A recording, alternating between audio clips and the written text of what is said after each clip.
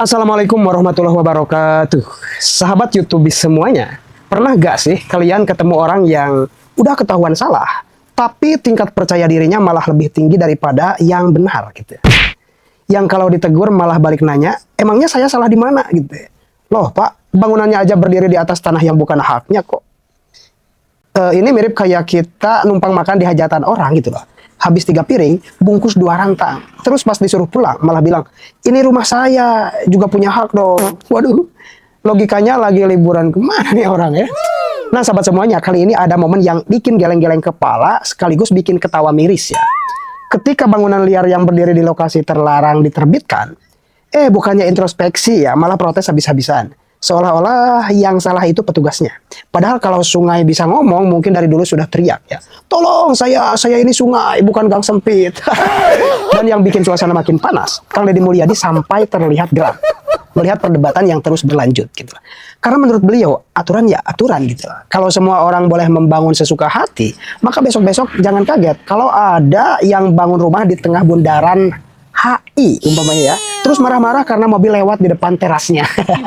Nah sebenarnya apa yang terjadi gitu loh? Kenapa pemilik warung tersebut tetap ngotot? Apa alasan yang disampaikan dan bagaimana respon tegas Kang Deddy Mulyadi? Saksikan sampai habis. Mungkin kalau pemimpin lain takut, saya enggak. Enggak, ini hak rakyat. Emang rakyat apa aja? Enggak boleh ngaco, Pak. Dengan saya enggak boleh ngaco, Pak. Jadi bagaimana simpulannya? Kalau ini trotoar dan ini bukan hak Bapak, bongkar. Biasakan kalau yang salah jangan ngotot.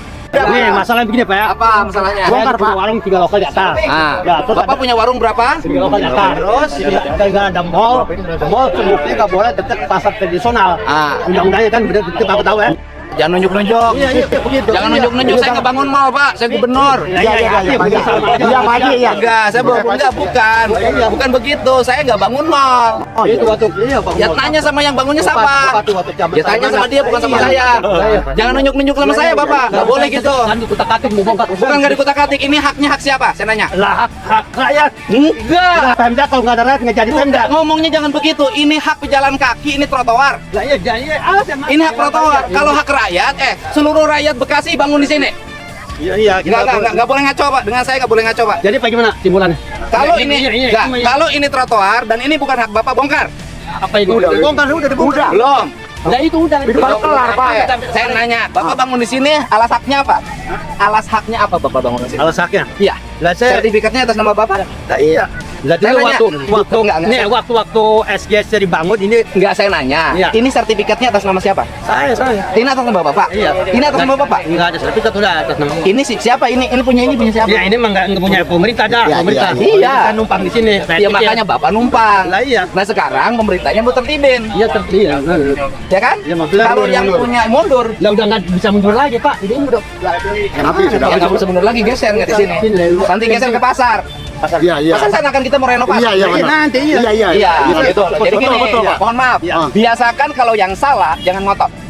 Biasakan. Mungkin kalau pemimpin lain takut, saya enggak. Enggak, kalau yang salah jangan ngotot. Jangan suka pakai logika. Ini yang rakyat nggak bisa. Nggak boleh begitu. Ini hak rakyat. Emang rakyat apa aja? Ya iya, kalau semua rakyat boleh, semua rakyat di sini boleh dong. Saya gini, Bapak minggir, saya minta rakyat yang lain di sini. Minggir mana sih? Enggak, saya nanya. Kan ini hak rakyat. Iya. Bapak minggir, saya minta rakyat yang lain di sini. Boleh nggak? Boleh. Boleh. Kalau ada tempatnya mah. Boleh. Kan makanya nggak boleh ya. Biasakan. Kalau sudah salah jangan ngotot. Itu 1 bulan selesai. Mana tuh? Besar itu Iya. ya kan? Saya kasih Bapak uang istirahat selama 1 bulan 5 juta. Enggak ada saya udah ngomong sama itu. Enggak. Saya punya kebiasaan begitu. Ya kan? Istirahat sebelum dapat kios baru, Bapak ini dirapihin dulu. Kan Bapak harus makan di rumah. Nyari soalnya saya punya keahlian main. Nggak mau Bapak dibantu kan? Nggak mau. Enggak mau, saya enggak mau. Oke, kalau nggak mau berarti tetap ini dibongkar karena ini mau dirapihin. Ya. Oke. Siap. Jangan dibongkar, jangan dibongkar. Jangan saya ngotot biar mati saya sampai mati saya tahan. Nah sahabat semuanya, setelah melihat cuplikan tadi, jujur saja saya sampai bingung harus ketawa atau geleng-geleng kepala ini ya. Karena yang namanya aturan itu sebetulnya sederhana ya. Kalau memang bangunan berdiri di lokasi yang tidak boleh digunakan untuk bangunan, ya konsekuensinya harus siap ditertibkan gitu loh. Yang lucu itu kadang kita semua punya penyakit yang sama. Kalau orang lain melanggar aturan, kita marah gitu kan. Tapi kalau kita yang melanggar aturan, tiba-tiba kita jadi pengacara terbaik sedunia. Alasannya keluar semua. Saya gak tahu, saya cuma ikut-ikutan. Dari dulu juga begitu. Saya kan cuma cari makan. Lengkap pokoknya ya. Kalau alasan bisa dijadikan sertifikat, mungkin bangunan itu sudah punya SHM, HGB, IMB, dan kartu anggota klub alasan nasional. Nah, ini yang saya tangkap dari sikap Kang Deddy Mulyadi adalah beliau sedang berusaha menegakkan aturan yang berlaku ya. Karena kalau aturan tidak ditegakkan gitu, nanti yang patuh justru merasa rugi gitu. Bayangkan ada dua orang ya. Yang satu mengurus izin dengan benar, keluar biaya, tenaga, ikut prosedur, ya kan? Yang satu lagi langsung bangun saja tanpa izin. Kalau dua-duanya diperlakukan sama, siapa yang mau patuh ke depannya, ya kan? Masyarakat yang taat aturan malah merasa jadi orang yang paling tidak beruntung, dan itu yang berbahaya. Karena sebuah daerah tidak bisa maju hanya dengan niat baik. Harus ada ketertiban, harus ada aturan yang dihormati bersama, ya kan? Yang juga menarik perhatian saya adalah ketika seseorang sudah diberi penjelasan berkali-kali, tetapi tetap merasa dirinya yang paling benar.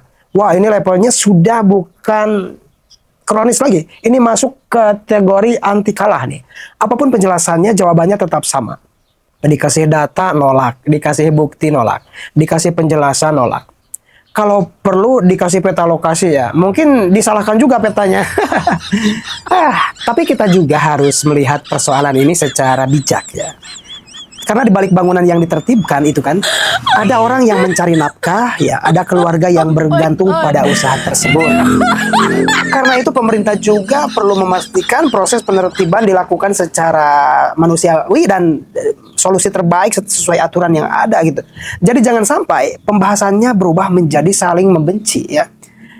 Yang satu membela tanpa berpikir, yang satu menyerang tanpa memahami masalah. Ya, lebih baik kita belajar mengambil hikmahnya.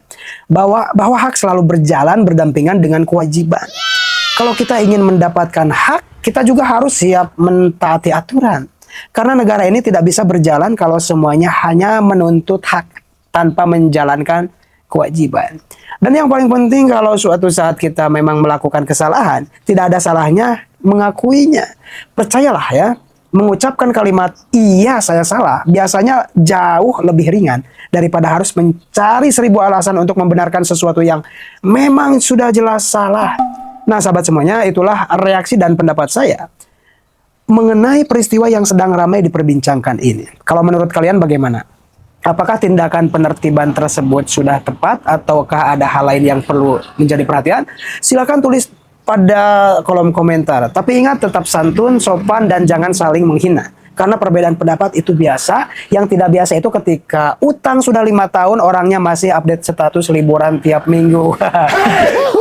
Kalau kalian suka video seperti ini, jangan lupa klik tombol like, subscribe, dan nyalakan lonceng notifikasinya agar tidak ketinggalan berita berarti menarik seputar Jawa Barat dan Kang Deddy Mulyadi. Salam pamit undur diri, terima kasih sudah menonton sampai akhir. Wassalamualaikum warahmatullahi wabarakatuh. Sampai jumpa di video berikutnya.